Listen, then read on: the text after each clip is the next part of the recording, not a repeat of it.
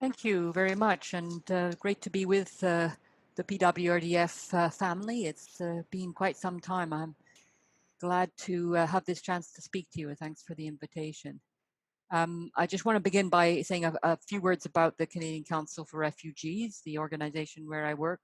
Familiar to some of you, I expect, but maybe not to others. As Suzanne said, it was created over 40 years ago, and it serves a critical role as a place where NGOs that are concerned for refugees and other vulnerable migrants across Canada can meet together and work together in the search for justice. PWRDF has an important history with the CCR. PWRDF was one of the founding members way back in the early days, and George Cram, who was the PWRDF leader many years ago, was critical in the early days of the CCR and brought a real vision of the search for justice. So now, so many years later, the CCR is much larger, more diverse. We have 200 member organizations, but we still carry forward the same commitment to justice. So turning to the reading that we had today, Herod, who features there, is the representative of the autocratic and oppressive state.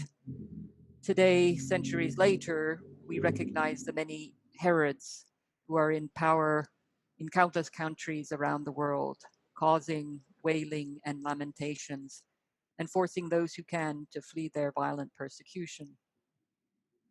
In today's world, though, Joseph and Mary might find another Herod when they reached Egypt in the form of the state authority controlling the borders. They might be thrown into detention and separated from each other and from their child for the crime of seeking asylum.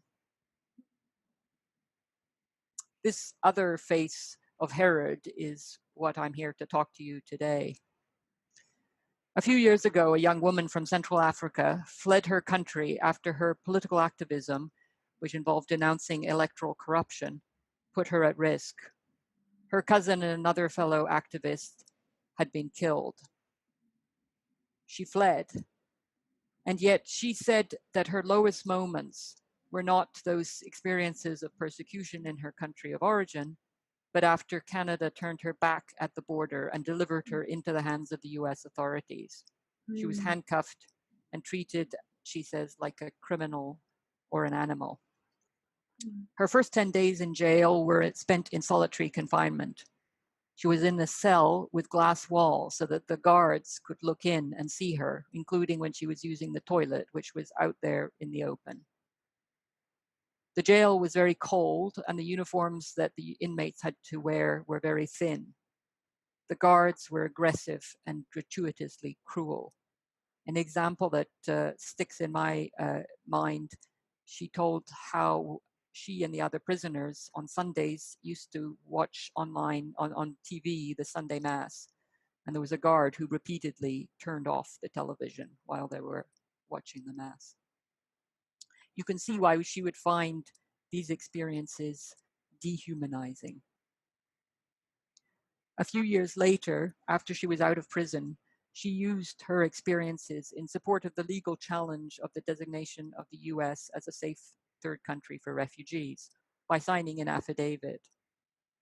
This is a legal challenge that was brought by the Canadian Council for Refugees, along with Amnesty International and the Canadian Council of Churches, as well as some courageous individuals.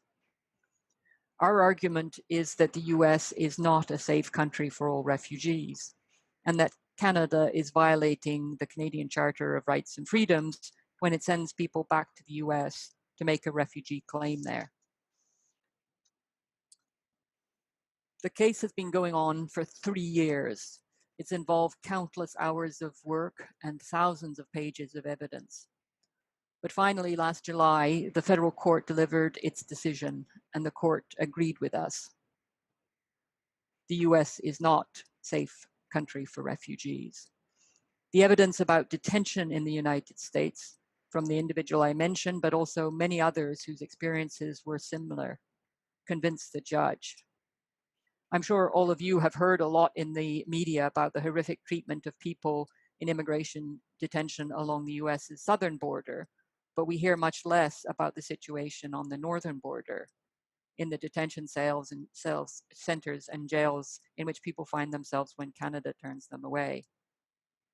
This was the situation that was clearly set out for the court, and I had the privilege to be in the court when this evidence was presented to the court last November.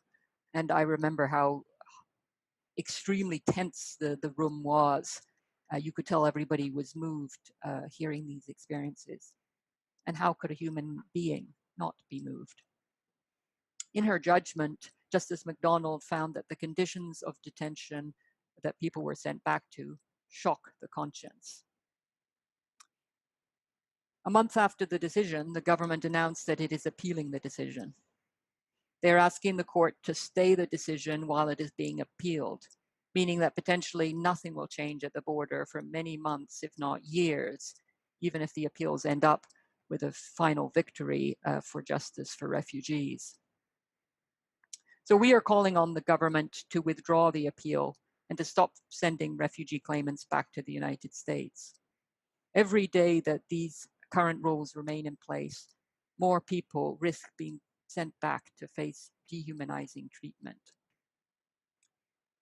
We are asking simply that the government recognize and respect the basic humanity of people who knock at our door and ask for protection.